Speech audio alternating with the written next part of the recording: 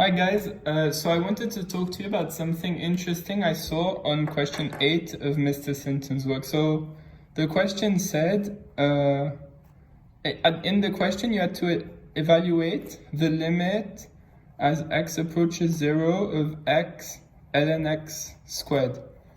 And so it's quite tricky because x, in this case, x approaches 0.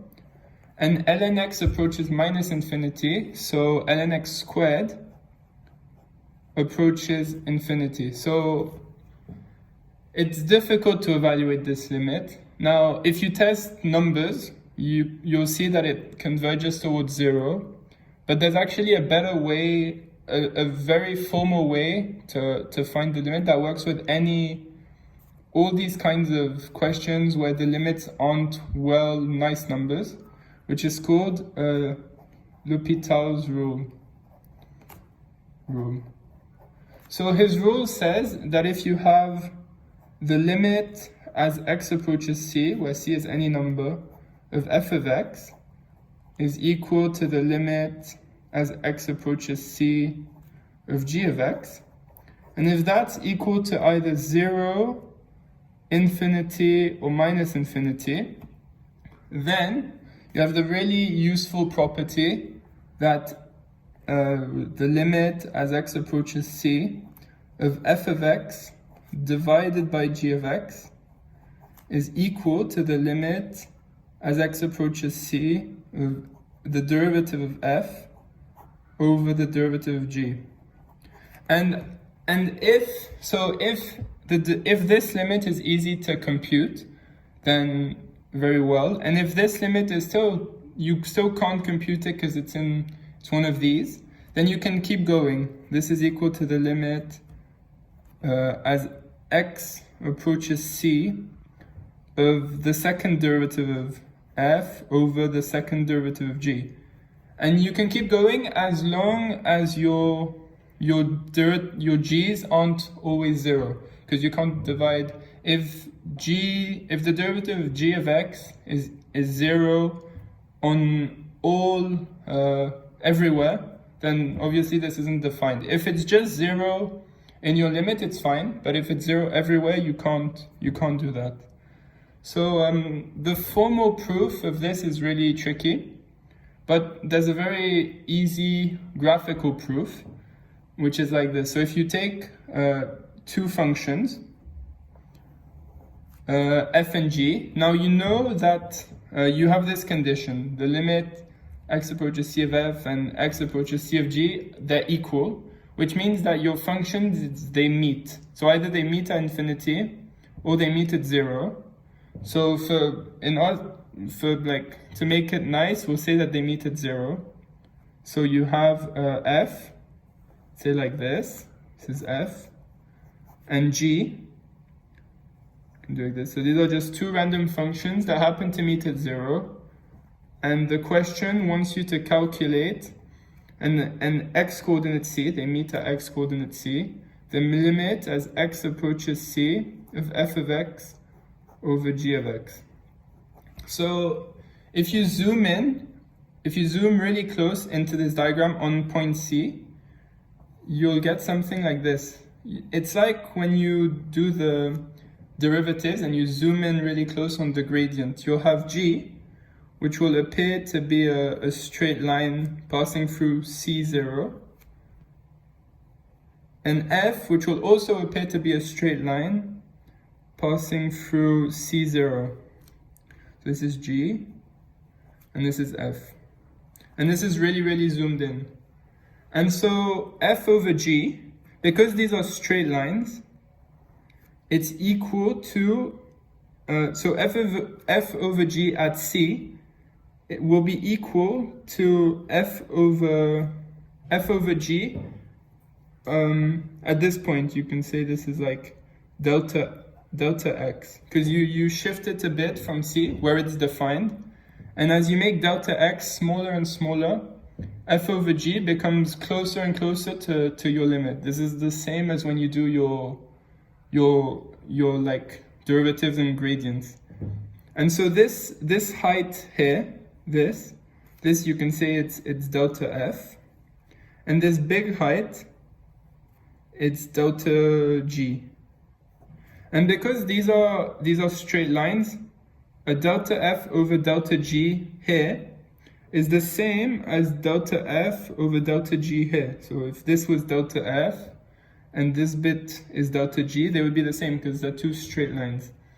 So what do you have? You have that the limit as x approaches c of f of x over g of x is equal to delta f over delta g. And the delta x in both cases are the same. So you can divide both sides by, you can divide the top and bottom. Divide the top and bottom by delta x over delta g over delta x.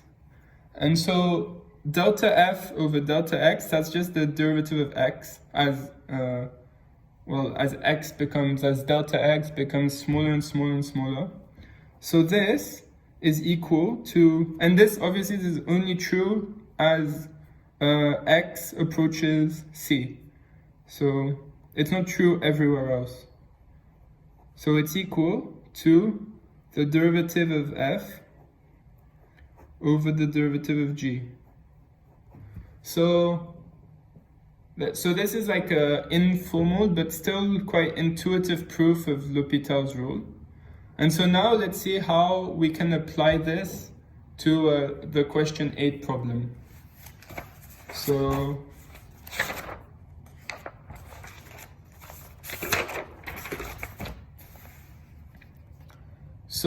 in question 8, they want you to calculate the limit as x approaches 0 of x ln x whole squared.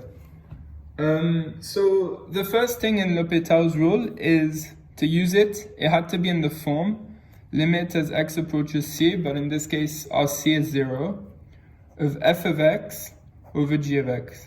So we need to transform this a little bit. So we can just say that this is equal to the limit as x approaches 0 of ln x squared divided by 1 over x, because these are the same thing. And then the second condition was that the two functions, f and g, had to have the same limit. Either they're both equal to 0, both equal to positive infinity, or both equal to negative infinity. So in this case, as x approaches 0, ln x squared approaches positive infinity, and 1 over x also approaches positive infinity. So we can use L'Hopital's rule. So now we need to differentiate both functions. So if we differentiate both functions, we get limit as x approaches 0. At the top, we have 2 ln x over x, all divided by the derivative of 1 over x, which is minus 1 over x squared. And so we can simplify this. This is equal to minus 2 x ln x. Okay, so, but we still can't evaluate this because here, as x approaches 0, x approaches 0, and ln x approaches negative infinity. So it's still undefined. So we need to reapply L'Hopital's rule to this new function. And again, once more, we need to write this new function as f of x over g of x. So we can rewrite this function in the same way we did here, as the limit as x approaches 0 of minus 2 ln x divided by 1 over x. And so now we need to check that both their limits diverge or converge towards the same point, 0, positive infinity, or minus infinity. So here, as x approaches 0, ln x approaches minus infinity, so minus 2 ln x approaches positive infinity. This approaches infinity. And 1 over x approaches infinity. So we can reuse L'Hopital's rule. So okay, so I made a small mistake at the end, so I'll redo it. So we were at this stage, and so we start by differentiating minus 2 ln x. So that's the limit as x approaches 0 of minus 2 over x, all divided by the derivative of 1 over x, which is minus 1 over x squared. And so if we simplify this fraction, we get that this is equal to 2x. 2x. And obviously the limit as x approaches 0 of 2x, it's 0. And so we've shown using L'Hopital's rule that the limit as x approaches 0 of x ln x squared is 0.